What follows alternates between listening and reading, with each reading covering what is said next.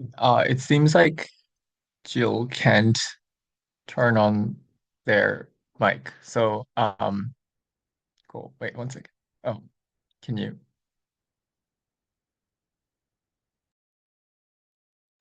Oh, hello everybody. I'm in a really crowded location right now, but thank you so much for agreeing to lecture for us. I hope that I'm audible at least.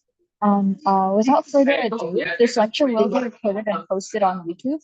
So whenever you feel ready, please feel free to begin the lecture.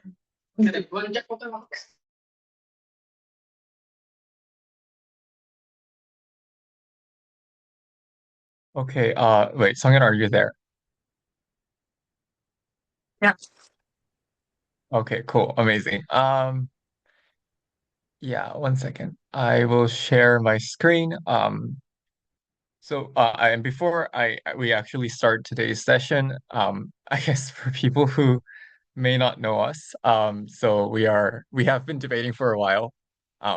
Yeah, and we recently went to Sophia Worlds.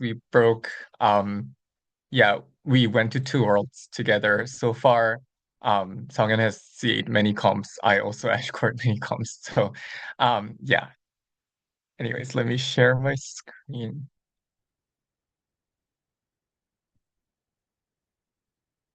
By the way, if you are in this session and if you can, I would I would really appreciate if people can turn on their videos. Like it feels nicer to be speaking to people instead of like black screen. So if you can turn on your videos, please do so. So to start, the title of our session is How to Prepare for Majors. We will try to end this lecture portion in like 40 to 50 minutes. We will aim to do it, and then we will have Q&A session by the end.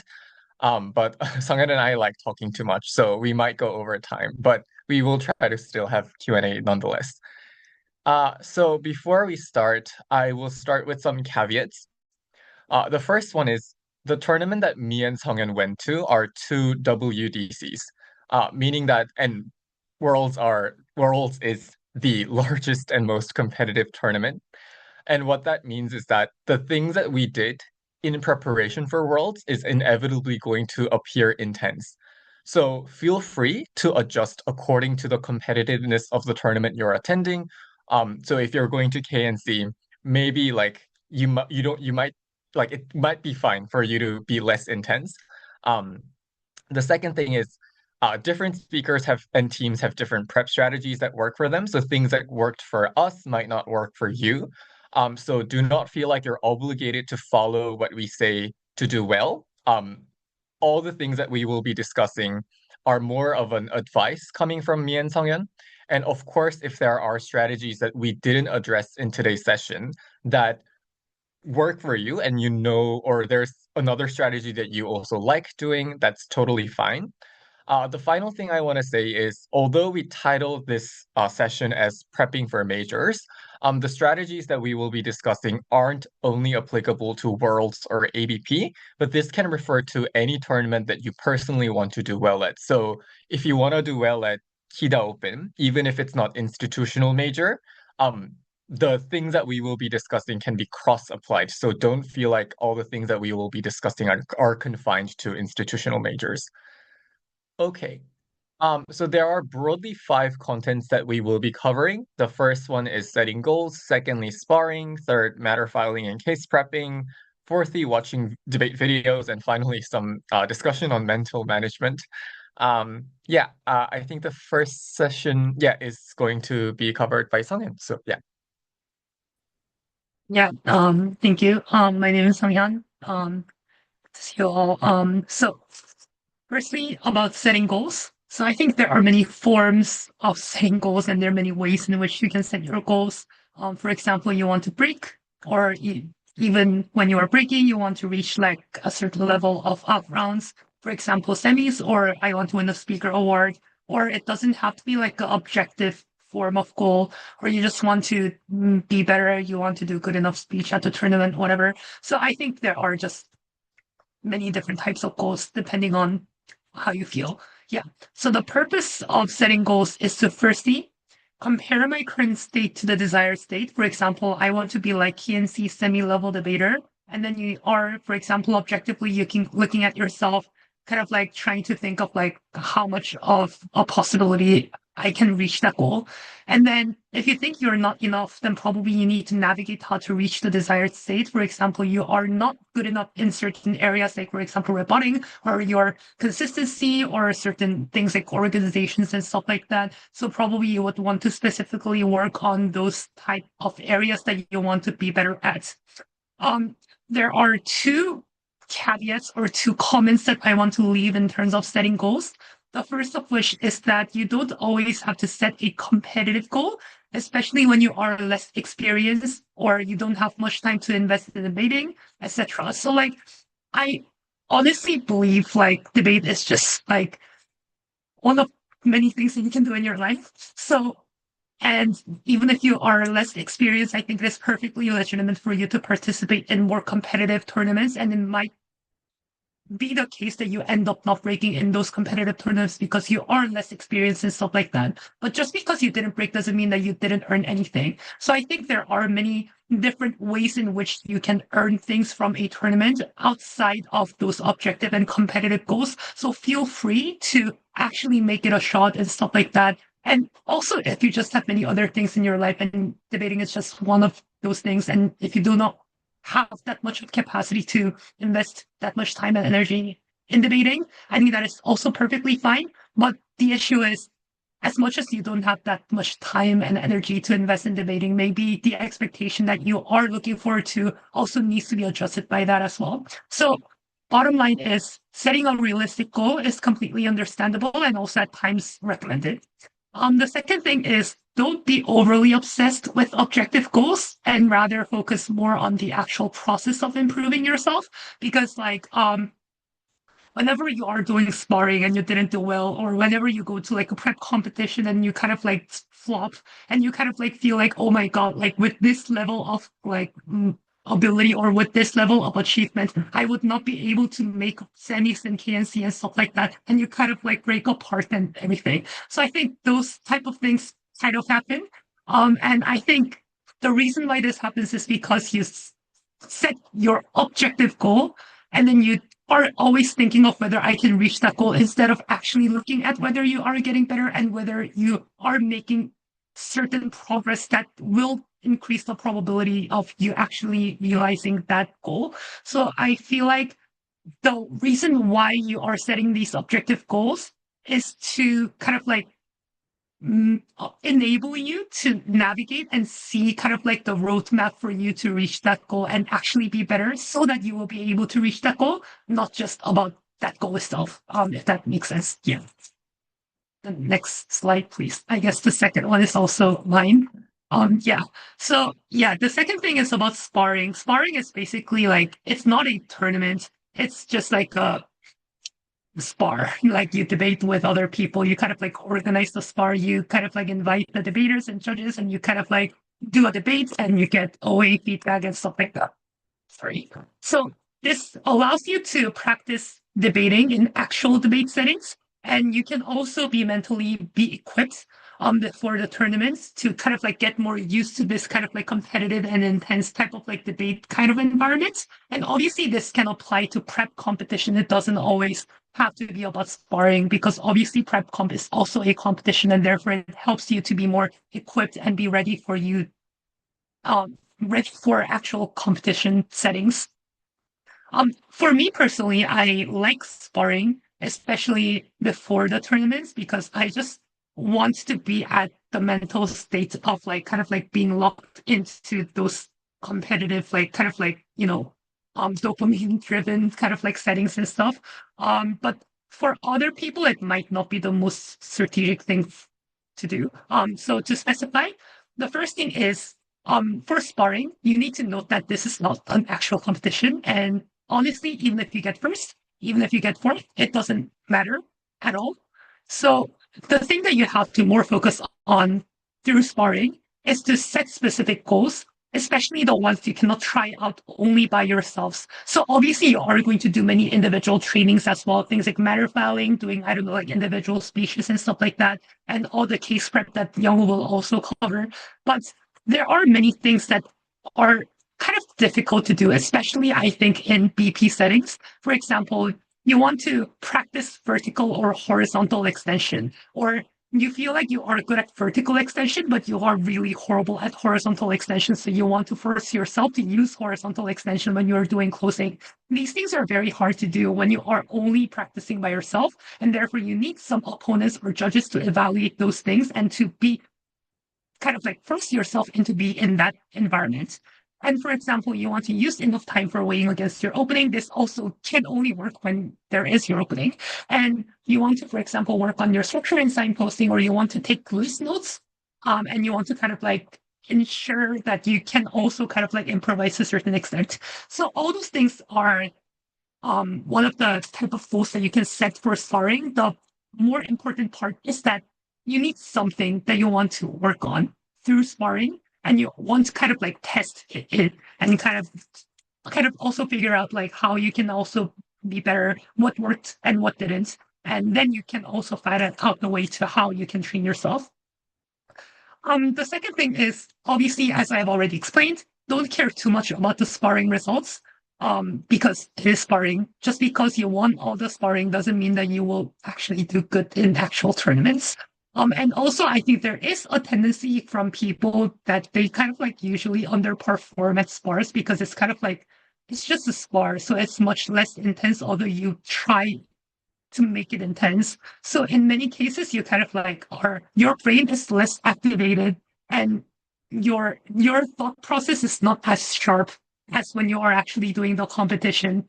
So it's just a practice at best. So just because you underperformed doesn't mean that you will also be doing badly in actual competition. And secondly, because spars are, just spars, and there is not many things that you can earn through spars. And that's why I think it is at times very difficult to get good judges as well.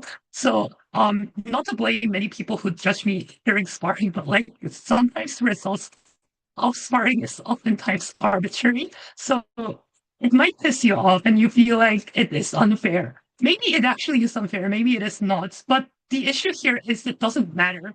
So what you need to more focus on is just to figure out what you need to work on, not to be kind of like obsessed with the actual result of the sport. Yeah. The last thing is try to be mindful of when to focus on sparring and when not to, because I think at times it is better to work on team dynamics through things like case prep and stuff like that, especially right before the tournaments. This is what me and Youngwoo did right before World.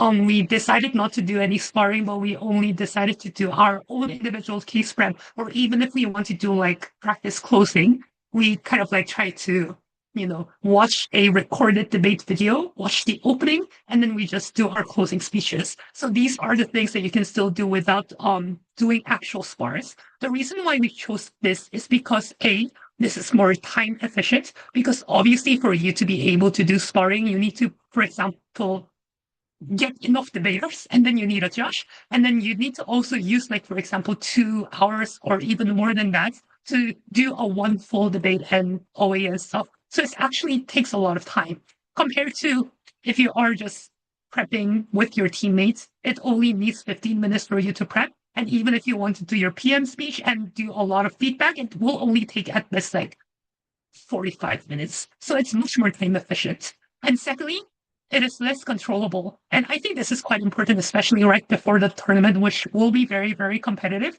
Because like if you kind of like underperform, which is likely, and if you kind of like lose to the opponent that you didn't think you will lose, and you kind of like feel really bad about it, and you all are also going to feel very insecure whether you are going to do well at actual worlds. So it's kind of like not really good vibes and not many controllable things in spar, because you don't know how well you're going to do. You don't know how well the opponents are going to do. You don't know how well the judges are going to listen to you. So rather, I think it's might be better for you to focus on something that is much more controllable, trying to kind of like navigate many things with your partner so that you can kind of like um try to pursue more of a perfection of your own internal skills rather than kind of like forcing yourself to be in such an uncontrollable environment that might piss you off. Yeah, this is about sparring. I think the next part is Youngwoo.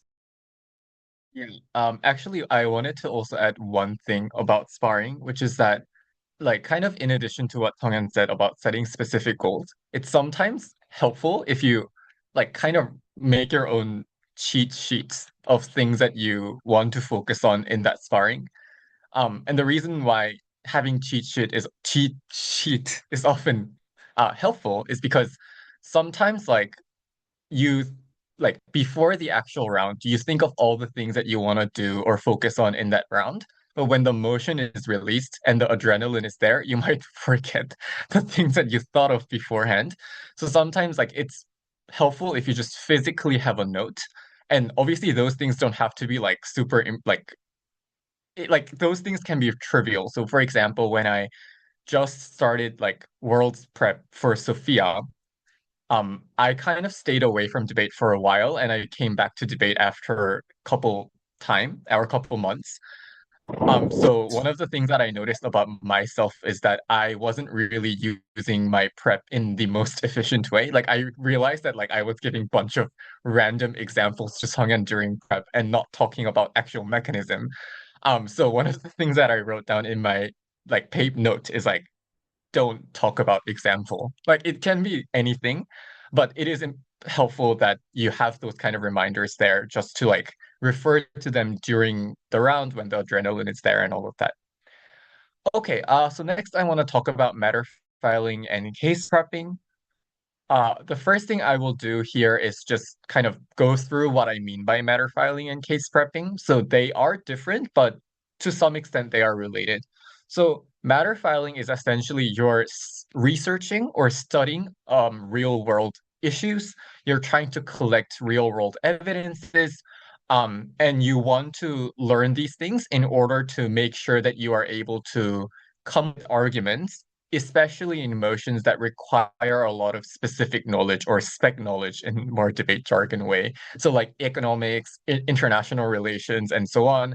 Like you are trying to learn about like these things. So what you can do here is like reading or watching news, watching or reading a bunch of different articles, watching debate lecture videos on YouTube. So there are a lot of good lecture videos on economics, finance, and things like that.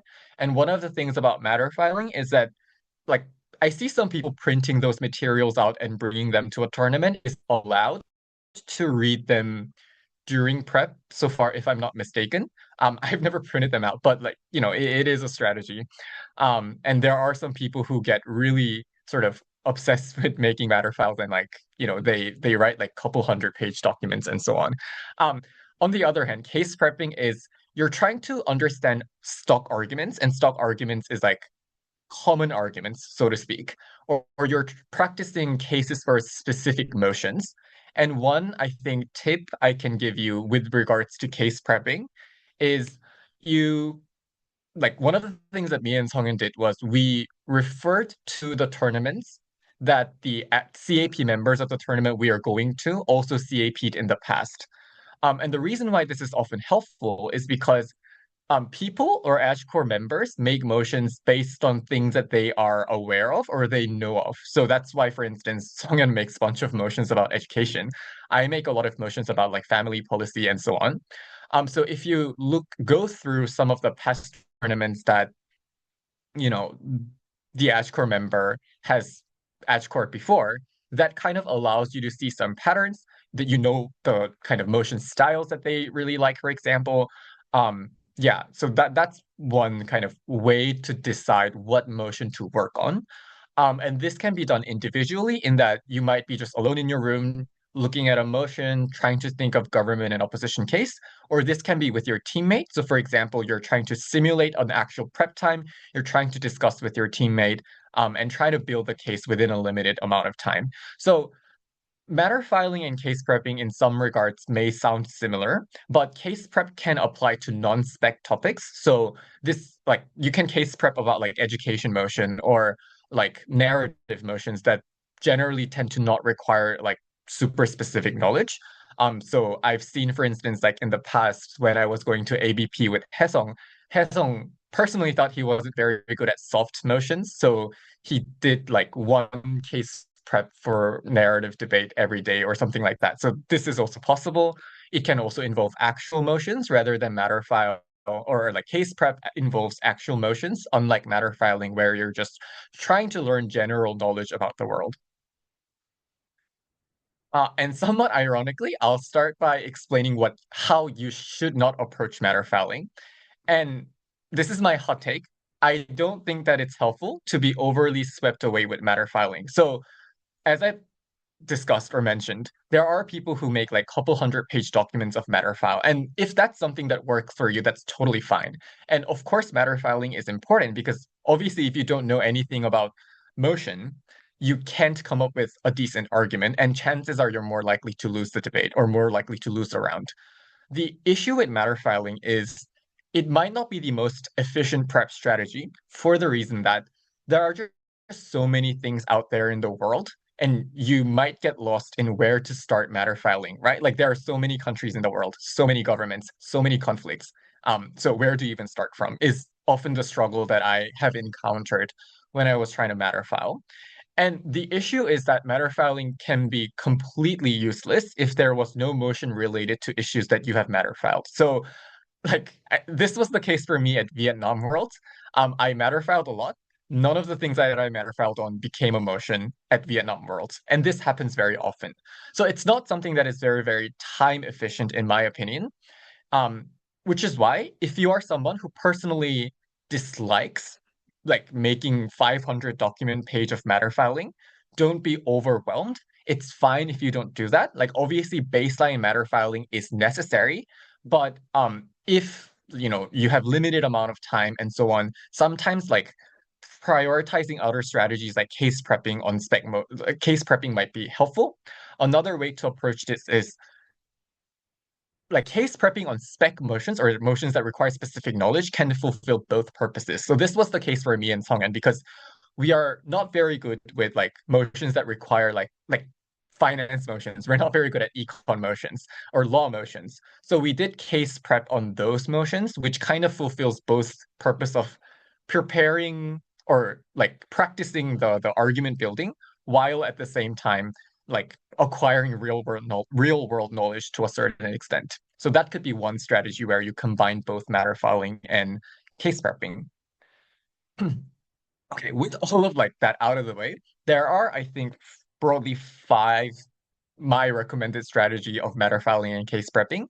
The first one is it's good if you can start with issues that appear most frequently in major international news headlines. So as I've explained, sometimes you might get lost in where do you even start. I think a good way to start matter filing is, for example, looking at most like biggest headline uses, for example. So I guess these days the hot topic of global politics is probably things like American politics and Trump and so on. So maybe that's a good way to start. And also you should adjust according to the tournament you're attending. So KNCs tend to have a lot of motions about Korea, like Korean politics, Korean social issues. When you're going to NEADC, you should obviously look into East Asian affairs, like for example, like China-Taiwan relations, China-Japan relations, and stuff like that.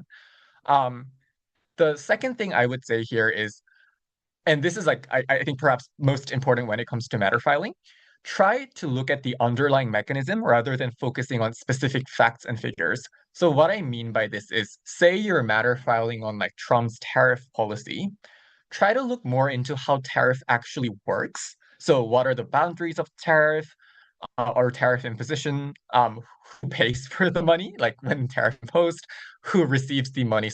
So who benefits from those policies? Rather than like memorizing specific figures like X% of tariff was imposed on Y country's Z industry.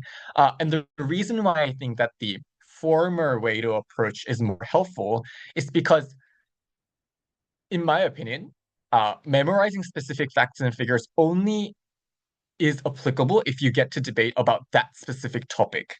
But motions can be different, and maybe you memorize a bunch of statistics on like US tariff policy.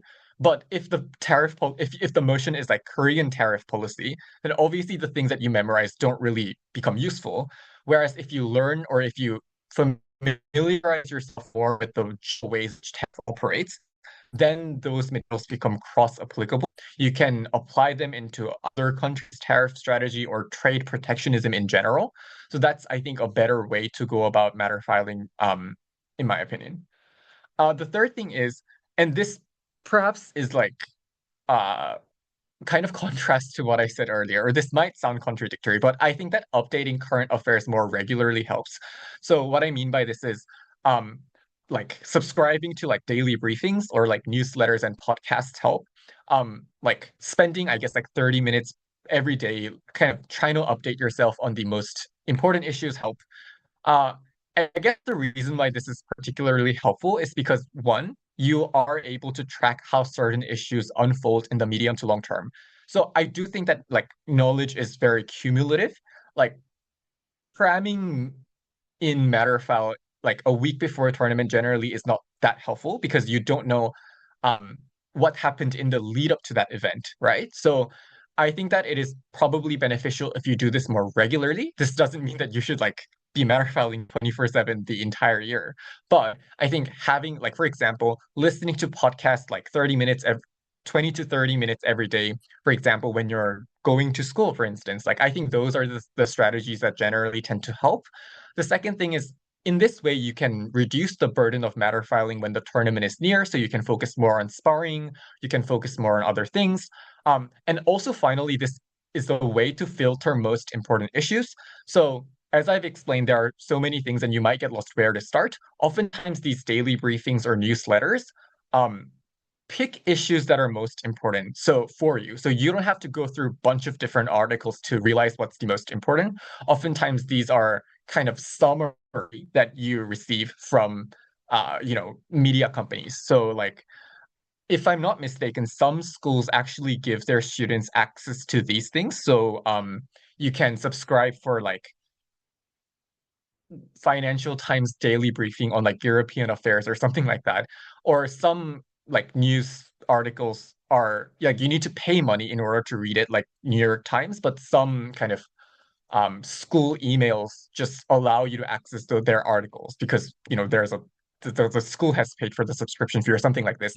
I don't know, but you know look into them and try to make use out of the things that are at your disposal. The fourth thing, and somewhat funnily, feel free to use generative AI. I think ChatGPT has gotten pretty smart. I am very strong advocate of ChatGPT, and Sunghyun and I use ChatGPT a lot during our prep. With that said, though, there are some ways that you can use ChatGPT a lot more usefully. The first one is don't just ask like, give me a summary of X issue. It's sometimes really, how do you say, input an instruction that says that I am preparing for a debate tournament and I want a matter file on X issue.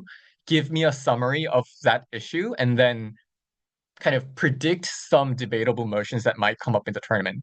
In this way, the ChatGPT actually gives you a lot more detailed summary for some reason when you say that you're preparing for Worlds. But also it kind of gives you some predicted motions. And I would say ChatGPT is not super good at like predicting motions, but it sometimes gives you a general idea of what are some contentious issues that are going on in real world that you might want to also look into. The second, I guess, tip slash suggestion is that you should obviously cross check. And one way to cross check is when you are asking ChatGPT to give you a summary of some issue, instruct ChatGPT to also give you links to actual articles. In that way, if you do that, then ChatGPT will skim through the actual articles and give you links to like the Economist article or the Al Jazeera article and so on. So in that way, you know that the things that you're or the information that you're acquiring is not fake news. But also, if you want to, it allows you to also cross-reference the actual articles that were written by news companies. The final thing I would say, and this is more specific to case prep, is that case prep can also work as a prep simulation. So you set times like either 15 or 30 minutes. You pretend like you're actually in prep and you discuss with your teammate about what arguments to run. Um, and one thing you should also keep in mind when you're doing this is don't just look at how you're building the argument, but also one thing to consider is how you communicate with your partner, because sometimes you might be using prep time inefficiently. So looking at this and finding ways to use preps more efficiently could be one way to help. Um, and after case prep, like you can make your first speaker do speech, like the actual PM speech. Or if you're doing this alone, like obviously you can give speech as well to see how, the things that you have case prepped can actually be articulated into debate speeches. Okay. The fourth thing I want to address, I guess, fourth thing to address is watching debate videos. Broadly, I think that there are three kind of purposes as to why you would be watching debate video. The first one is learning how to make arguments. So in particular, this is helpful when you are relatively new to debating and you have all these ideas that are in your brain, but you are struggling to articulate them into a concrete argument. It might be helpful if you look at how experienced debaters make arguments, and that kind of allows you to more easily translate the knowledge that you have into a workable argument. One of the things you can do here is you can pick your own GOAT speaker, whose speech style you really like. So you pick a debater that you really like listening to, or who you think has a very good speech style. You want to speak like them. Or say, for instance, you're like a first speaker and you want to learn how good first speakers speak. You pick one speaker and then you just kind of listen to a bunch of their recorded speeches. It kind of allows you to stay consistent. It also makes it, I guess, less boring because you're in one way or another, like seeing the same person repetitively, you know the dynamics, and I guess it's more fun. At least it was more fun for me. The second thing is, and this is something that I didn't do, but I know some people who did this, which is transcribing speeches. So it can be writing down a debate speech line by line, or like, I guess, transcribing them in a bullet point. The reason why this could be helpful is because, especially if you're an EFL speaker who is struggling to kind of embody like style speech, or if you're unfamiliar with like specific English expressions, or if you're not really good at doing oral presentation, for example, sometimes transcribing speech does help. And this could be one way to, for example, develop your rhetoric or develop your own style or get used to different like expressions and I guess like familiarize yourself with speaking like a debater essentially. The third thing is this can often complement matter filing. So one of the things that I personally found frustrating when I was matter filing is I try to inform myself of all these things about finance, but then when I'm actually debating a finance debate, like I don't know how to translate the things that I learned into a workable argument. So I would get very, very frustrated. The reason why I think um, watching debate videos can help in this case is because when you matter file on, say, finance, and you watch a finance debate video, you are able to make a connection between the things that you have matter filed and the ways that good debaters actually make use out of those information and turn it into an argument.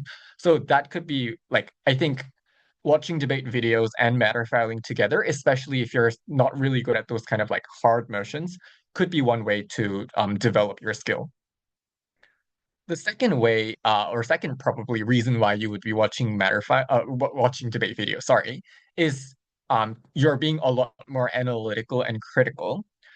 So what I mean by this is that this is going a step further, which is to say you're not just watching debate videos to watch how other speakers speak. You're watching debate videos to find out ways to be better than other people. So you're watching debate videos critically, you're analyzing the strengths and weaknesses of speakers. You're essentially asking questions like, what would I have done if I were in this room? So let's say, listening to opening government speech, you're asking questions like, what would I have done better if I was OG? Or how could I have rebutted this argument if I was OO?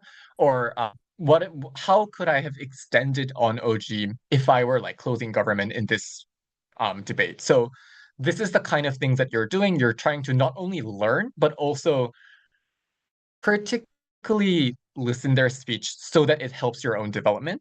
I also think this can be particularly useful for second speakers. The reason for this is because I think first speakers generally tend to have more straightforward speech structure. Like you set up the debate, you present two arguments, and so on. Whereas deputies and whips have a bit more undefined speech structure, which is very prone to having a very, very messy speech. So one of the things that I personally did was I watched a bunch of deputy speakers.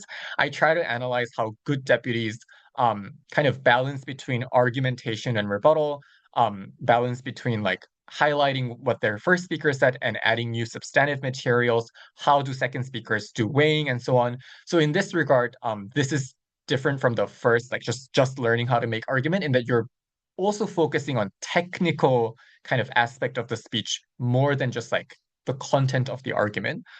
Um, Another thing perhaps is like watching debate videos with speakers on a similar level can be effective. So you're not just watching the GOAT debaters, you're watching debate videos of speakers that kind of receive the same speaker points. So let's say you're 77 average speaker, you want to watch other 77 speakers and how they speak. So you know what to do better. And that can also help you, I guess, get a higher speaker point. But essentially what you're doing is you're improving. The final thing is you can simulate a debate round. So individually, what you can do is let's say you're a DPM, you watch PM LO exchange, you give your DPM speech. You rebut LO, you extend on PM and do that. And then you rewatch the video to see how the actual DPM did their speech. In that way, you are practicing your speech whilst like seeing how better debaters do their own speech. So this could be an individual way.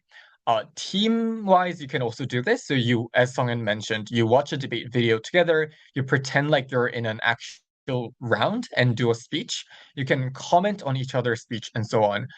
So in the lead up to Worlds, for example, as Sunghyun said, we watched like opening half debate. We were pretending like we were CG. Sunghyun would do his member of government speech. Um, well, to be honest, I personally find it a little bit awkward to be in a room and do a speech just for Songhan. So I never really done this, at least in the lead up to Sophia Worlds. But if you're a first speaker, I think this is helpful because, you're just doing your speech. And importantly, you shouldn't just do your speech and not do anything about it. Feel free to sort of comment on each other's speech.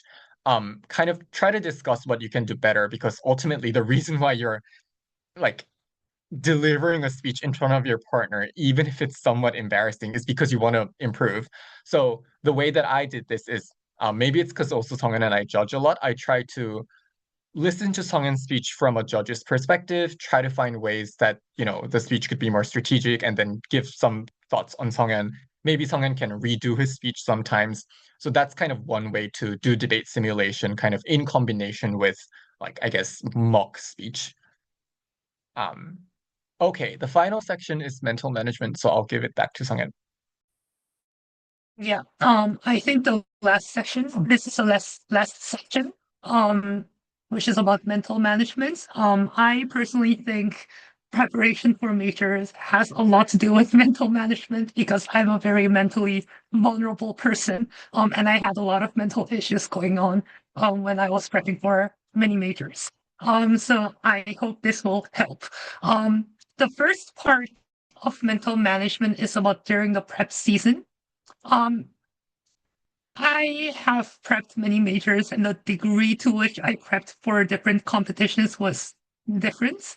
And the conclusion that I derived from those variety of experiences is that, to be honest, the best way to deal with insecurity of whether you might or might not do well at the majors that you are aiming for is to just actually do the aforementioned practice.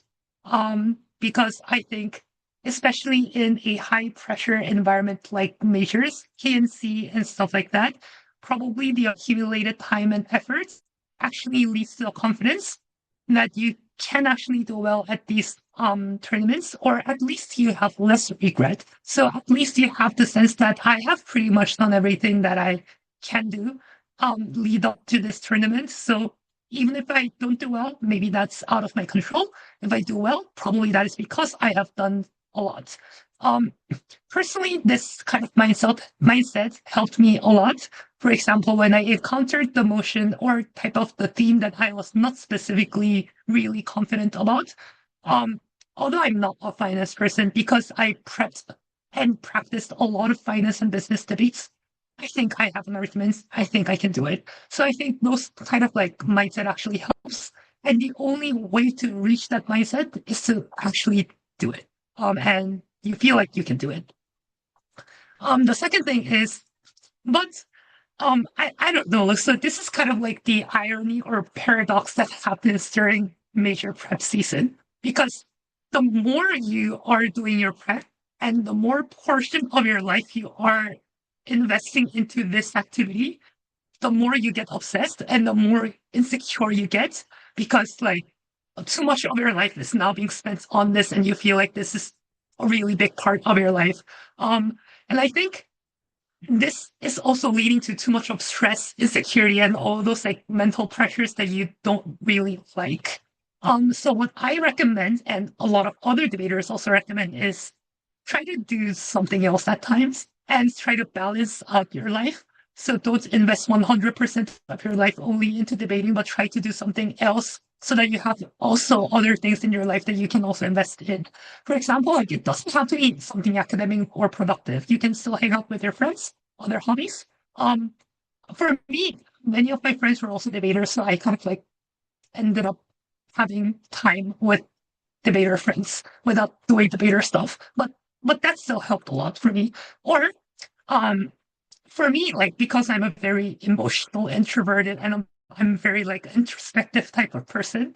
For me, it really helped when I tried to organize my thoughts about debating when I was really, really stressed. Like, what makes this very, very stressful? Like, what was the issue? Why am I being so stressful? Like all those very um somewhat seemingly meaningless stuff. I think it really helped me to kind of like understand my state of mind. The third thing is, in the worst case where you are so stressed, you are so burnt out, like you are kind of like you think you are kind of like over at this point, I think taking some time off debating actually can help. Like this means not doing anything at all. Like don't do sparse, don't do matter filing. Just take some time, and try to do something else. You don't even have to do something else. Just take some rest. I think the worst thing that can happen in this state of mind is to be stressed out on one hand, and at the same time, you're not doing anything because you're so stressed, you're so burnt out, so you don't have any energy to do it. So you are not being better, you're not improving yourself, but at the same time, you're also getting so much stress from it, which is the least productive thing that you can do. So if you are that stressed, just don't do anything and just try to be like kind of like calm and chill and just do anything else. If you are going to do something, obviously it's going to be stressful, do it. I think these are the two choices that you can make it. The last thing, which is also connected to the second bullet point, is to just acknowledge and validate your feelings, because I think this is very intense. Many things are very uncontrollable. Whether you do well at certain tournaments is very unpredictable. You don't know what will happen until the actual point of that tournament. So it's very natural and it's very understandable that you have many different conflicting emotions and you are really stressed. You might sometimes want to cry and stuff. So just try to understand yourself and try to kind of like rationalize that type of emotional process. So what after the thing that I have done, which is mentioned in the second bullet point, I realized that I am insecure and because I really want to do well. And I really want to do well because I really like this activity, because I really like debating. I spent a lot of time in it, not because someone forced me to do so, because debating is relatively not that useful activity if you think about your future. Um, so the reason why I'm doing this is because I really like it. So I really like it. And that's why I really want to do well. That's why I really spent that much time in this activity. So as that's why I want to prove myself. That's why I want to show that I can do this much. And also, obviously, it is completely normal and natural to feel that way. So for me, kind of like acknowledging this thought process and acknowledging this emotion was kind of like very important for me to kind of like understand myself and also be in a state of mind that can still control my emotions a bit better. Because yeah, if you cannot really understand and if you are just kind of like only having the surface level understanding of yourself that I am very stressed and you don't really try to understand the root cause of it. At times I think it becomes really uncontrollable and unbearable. For me, the way in which I could kind of like get out of it was try to question myself till the end. Why am I doing this? Why am I so stressed? Yeah. Next slide, please. The second thing is during the tournaments. The reason why I included this was because I think there are going to be a lot of mental roller coasters during the tournament as well, especially when you are participating in such a competitive tournament. You might win, but at times you might lose or you might not get as much of the results that you expected. You thought you will win, but in the OA you got like second or third, and you feel bad about it. The first thing is try try to trust yourself and your partner. Um, Not just because you tried hard enough, as I've explained, but it just doesn't help at all to freak out. Because like at many times, especially when you are somewhat experienced, I think not many emotions are completely new. Probably there are something that you can still think about. The problem happens when you freak out, you feel like you are losing, you feel like you don't have a silver bullet response to the point that the other side might raise. So what you need to do in this point is just focus on yourself, trust yourself, try to think of what you can do based on all the cheat sheet, all the experiences that you have accumulated throughout the lead up to the tournament. Um, for me, this actually happens to me at the most recent Worlds. Um, and I was like, I am very nervous, but I think I can do it because I trust myself and my partner. So that's how I kind of like overcame it. And we got second that round. Yeah, that was not bad. The second thing is try to move on from the previous round, especially after not a satisfactory round. Obviously, you need to reflect yourself. If you haven't done something that you were supposed to do, and if that was a reason why you didn't get the desired results, obviously you need to keep that in mind to not make the mistake again. And you obviously have to kind of like adjust yourself in that way. So you need a brief reflection on what you should work on in the next round, but don't overthink about it. Don't overthink about like what I should have done in this round and like kind of like doing the endless simulation of like the rounds. Which I oftentimes do, but like don't do that because I think that's very, very unproductive. You need to move on. You need to just think about what you need to do and then do not think about anything more, especially during the tournament because you have another round that is coming up. So I think it's much better for you to kind of like try to distract yourself from too much overthinking about debating. Just watch brainless, like brain rot content and stuff, which is also kind of like related to the third bullet point. Try to relax and refresh yourself, especially in between rounds. There are many ways in which you can do this depending on your personality, disposition, whatever. Listening to music, watching brain rot content, which is the case for me, or just a stroke switch with your teammates, or having good dinner with your friends after the day because you tried hard that day. Maybe some alcohol if you want, which is one of the major coping mechanisms of me and Youngwoo. Yeah. So these are the things that we did to kind of like deal with the mental pressures during the tournament. And I feel like as much as this is for achievement, it's also for fun. We spent a lot of money to go to fucking Sophia. And it's too much of a depressing thing if we only focus on debating and kind of like stress out the whole time. At least after the rounds, try to relax yourself, try to have some good time. Maybe you sleep an hour less because you drank a bit too much, but maybe sometimes that even helps because you relieve your stress. So have fun. Yeah, this is the last thing I wanted to say. I guess this is the last part of the lecture. Young, do you have anything? Actually, I wanted to add something about the mental thing during tournament, especially. So, this is something that Sunghyun really kind of occasionally told me, which I think became pretty important. So, uh, for me personally, during the entire tournament, the kind of how to say, the point that makes me the most nervous is immediately before the draw is released. So the reason why this makes me most nervous is because nothing is decided in a sense that I don't know what position I'm going to be at. So like, and then I also don't know which debater I'm going to go against. And sometimes what I see is like people go through the standing and then, oh my gosh, this debater is in our bracket. Like I don't want to meet this person next round, whatever, right? And I'm the person who does that a lot. And at Vietnam Worlds, I was going a little bit nuts. I was freaking out, like, oh my gosh, we're in this bracket, and these people are also in our bracket, all of that. And what Sunghyun told me very like kind of in a very chill way. I don't think he kind of went through a lot of thought process, but it occasionally became the best advice for me, which was that if you want to do well, you have to go against these people anyways. Which is to say, like, there's no way that you are lucky throughout the tournament, especially if you're going to worlds where there are 9 in rounds. You go against only easy teams and manage to break um into the out rounds. Like you have to face tough teams at one point. Like if you want to do well at KNC, you have to go against people that you consider good.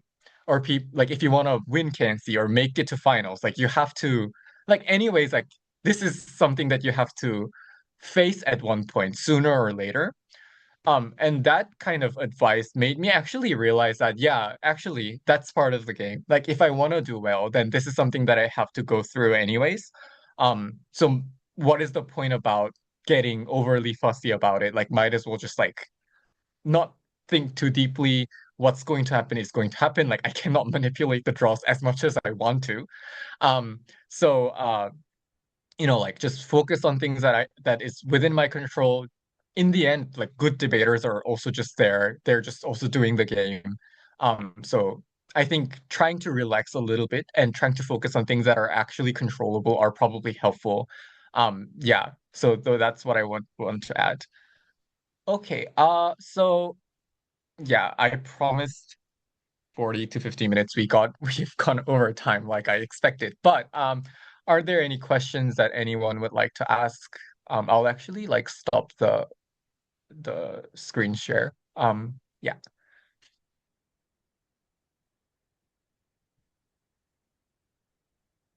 Oh yeah, Jill, do you have Yeah.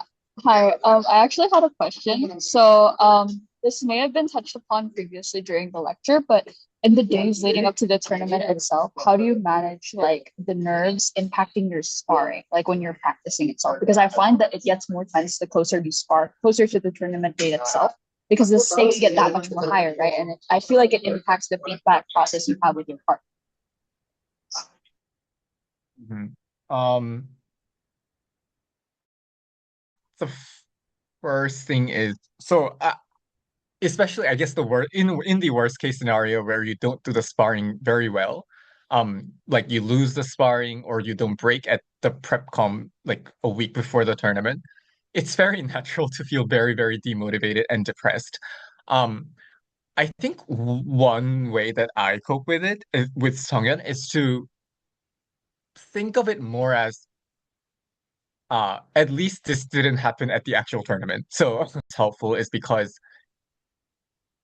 okay, the round has already happened. It's already done. Like you can't do anything about the past round. But you take it more as like or consider it more as like a wake up call, so to speak, that you know what to do um in the lead up to tournament. So maybe you didn't do very well in finance debate, then it's an opportunity for you to use couple days remaining to work on finance.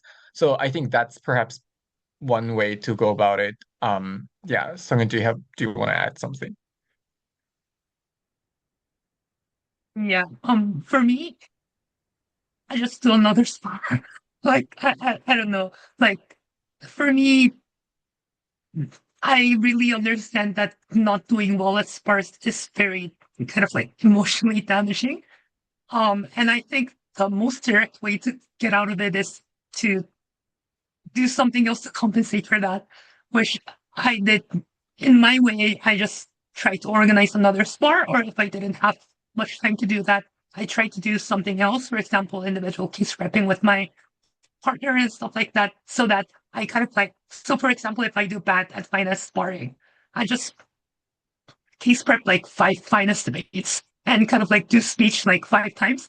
And at least like in your fifth speech, you still do better, at least a bit, or you at least feel you're doing better. So I think that's how I try to deal with it. I think there's not much of like a side step that you can take if you, especially when you are kind of like really right before the tournament because you really are stressed. So I think kind of like trying to directly get through that for me was the best solution.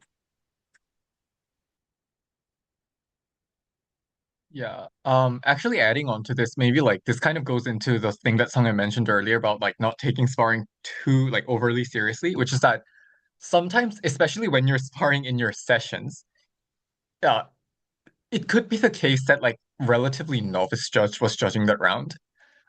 So you like maybe the call isn't super accurate, like like those things happen. So I do think that like just because you got third in your session round doesn't like I think it's helpful to kind of de-emphasize to a certain extent. Obviously it's not like you should ignore that entirely, but I think that there's a helpful way to balance out um seeing what to improve, but also at the same time not getting bogged down on those. Actually, I saw Peter like unmuting before this, so I'll that and then I'll do you. Uh, Um, yeah, although I don't want to take up time if there's somebody else with another question, since I guess it's sort of time to spar in 2 minutes. But if nobody else has one, I'll ask. yeah, yeah, sure, So, sure, sure. okay, I was looking at the worlds tab and like sort of rooting for you when you broke, and then like whatever. Anyway, but so I sort of wanted to ask questions about some of the motions, like round two, which was, for example, this house prefers a world where all religions prohibited visual depictions of the divine over a world where such depictions were central to all religions. Like, to me, that kind of motion is very frustrating because it's almost like really realistically, my first response is like, who cares, right? Like it could work either way. So I'm wondering if you guys have similar reactions, and how do you approach motions that you just find like very frustrating or give you some kind of cognitive dissonance or something like that? Yeah, for sure. Yeah, that was also partly our reaction when we saw the motion. I hope I don't get canceled. But I think like in my perspective, at least because like I was in a couple of edge cores, I do think that like majors motions generally tend to have some arguments that the edge core have thought of. So maybe like I try to think of it as like maybe there are workable arguments so that the edge core has intended when they're testing the motion. So that's one thing. The second thing is I think that perhaps like one way I do it is rather than immediately trying to think of arguments, I try to take a step back at for a second, and then I try to visualize how these things would actually play out in reality. So in that motion in particular, I try to imagine what this world would look like where the visual representation is important versus no visual representation is permitted. I try to think of like how people, like actual religious people would behave differently. Um, and kind of imagining those kind of like worlds, different worlds, or the way that's like certain policy plays out in reality, how it interacts with people on the ground, like trying to conceptualize at first kind of helps me extract arguments because after like doing that, I can find some kind of points of differentiation between the worlds of government and opposition, which then kind of helps me to construct arguments yeah, that's I think how I approach when I see some frustrating motions. Yeah, Sunghyun, do you want to add something? Yeah, I remember round two, and we were kind of like freaking out to some extent. And like we are like, oh, like, wow, what to run? And I think what we need to firstly clarify is what exactly is the debate? Like what does the cap wants us to debate? Um, so obviously we need to think something about why is visual representation important and how does it play out in the reality. Um, so and what exactly is the trade-off? And I think that debate specifically forced a trade-off it, in that, like, in Gulf side, there's no literal representation at all, like it's banned. And in upside, this visual representation is a central part of religion. And the important observation that we had is neither of the world is equivalent to status quo because status quo is somewhere in between. So I think Goff can also push the burden that like visual representation needs to be much more important under upside compared to the status quo, so you cannot co-opt status quo arguments. And then we can also kind of like argue why visual representation can sometimes be harmful. So that's how we try to kind of like characterize the debate, I would say. And then like we try to think of like how does this visual representation actually happen? And stuff like that. And probably it's gonna be about like statue, like all those pictures and stuff like that. And if it's a really central part, then probably it's gonna be like everywhere. And every time when you are reminded of your religious identity, probably that visual representation is a really big part of your identity, blah blah blah. So then we can also kind of like say that, oh, then when it is visual, then it cannot be encompassing to as many people and stuff like that. And we ran like the white Jesus arguments, I think. Yeah,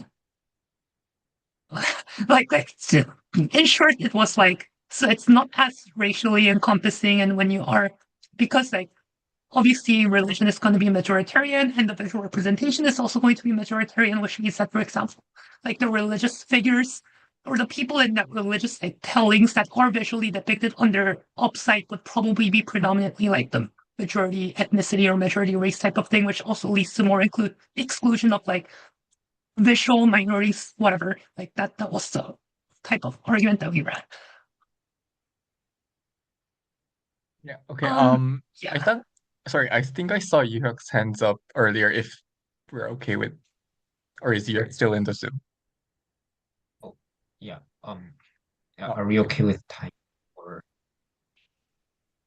I Yeah. think there shouldn't be. Yes. Yeah. Okay. Oh, yeah. I just wanted to ask, like, I've been trying to kind of meticulously record what happens in spars and, like, for example, like what case each team made, like why I lost, why we won, what feedback I got, like stuff like that, very, very meticulously.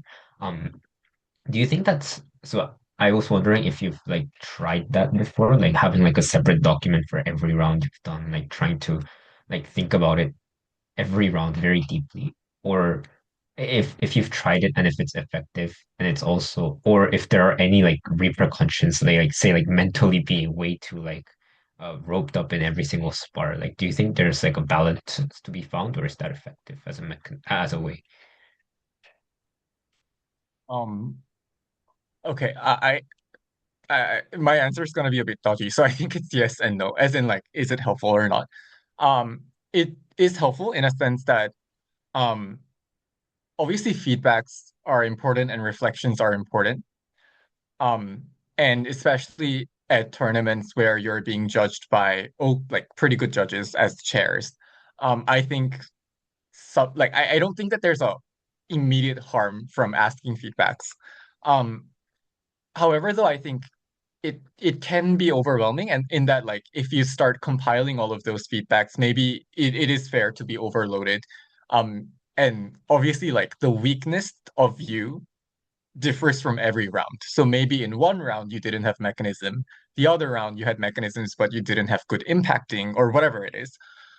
My advice is um, just try to take those feedbacks or I guess cumulative feedbacks as a helpful guideline rather than something that you must always keep in mind, for the reason that maybe you didn't have a lot of mechanism in this round, but in general, your speech could be decently mechanized. So it might have been the problem of that one round instead of something that is indicative of your general skills as a debater. Um, and another thing is maybe like there's a different, I guess, standard by which different judges judge around. So maybe like the judge had a very or the bar for kind of, or I guess how do you say, the standard for the mechanization that judge imposed on you might have been higher than average judges. So try to kind of go through those things. I think sometimes it's helpful if you are also somewhat, I wouldn't say critical necessarily, but like try to like navigate what are the feedbacks that you think is the most pertinent to you and your team. Um, I think that would be my feedback. So yeah, yeah, or my thought. Right. Thank you so much. All right, Sunghyun, do you have something else or? Sorry. No, Oh, yeah. not too. So sorry to interrupt, but we're kind of running low on time. Thank you for all the questions. I think if there's room for one more question, a short, very brief one, we could do that. But if not, we'd have to cut the lecture here. All right. If there are no further questions, thank you so much to Youngwoo and Sunghyun for agreeing to lecture today. I found the material and the topic itself very insightful and very interesting. So thank you to them. I hope that the lecture was informative for everybody here as well. Thank you for attending as well, guys. We'll be seeing you in next week for the next lecture, which will be announced very shortly. Thank you. Oh, and the lecture will be uploaded on YouTube. Thank you.